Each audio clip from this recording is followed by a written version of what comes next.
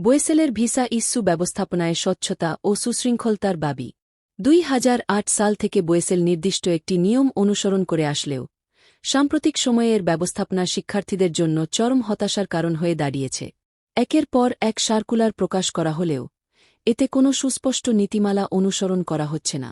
এর ফলে বিপুল সংখ্যক শিক্ষার্থী রোস্টারে যুক্ত হলেও সঠিক পরিকল্পনার অভাবে অনেকেই রোস্টার থেকে ডিলিট হয়ে যাচ্ছেন, আবার কেউ কেউ ইতোমধ্যেই বাদ পড়েছেন। এতে শিক্ষার্থীদের স্বপ্ন ও ভবিষ্যৎ গভীর অনিশ্চয়তার মুখে পড়েছে। শিক্ষার্থীদের ন্যায়সঙ্গত দাবি হল বোয়েসেল যেন ভিসা ইস্যুতে স্বচ্ছতা বজায় রাখে এবং এলোমেলো প্রক্রিয়ার পরিবর্তে একটি সুশৃঙ্খল ও ন্যায্য ব্যবস্থা নিশ্চিত করে। আমরা চাই এইচআরডির হিউম্যান রিসোর্সেস ডেভেলপমেন্ট সঙ্গে আলোচনার মাধ্যমে বোয়েসেল যথাযথ সিরিয়াল অনুযায়ী ভিসা ইস্যুর ব্যবস্থা করুক, যাতে কেউ অবিচারের শিকার না হন। বিশেষ করে যারা রোস্টার থেকে ডিলিট হয়ে গেছেন তাদের পুনরায় অন্তর্ভুক্ত করে অগ্রাধিকার ভিত্তিতে ভিসা ইস্যু করা হোক।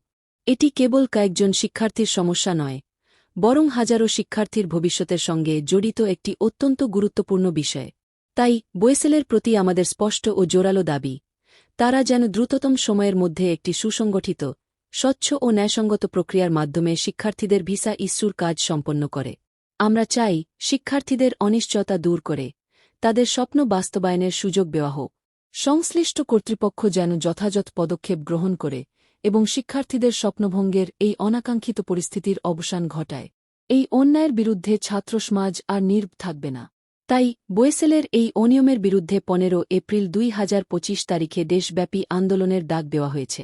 সকল শিক্ষার্থীকে ঐক্যবদ্ধ হয়ে এই আন্দোলনে অংশগ্রহণের আহ্বান জানানো হচ্ছে, যাতে বোয়েসেল শিক্ষার্থীদের অধিকার পুনরুদ্ধার করতে বাধ্য হয়।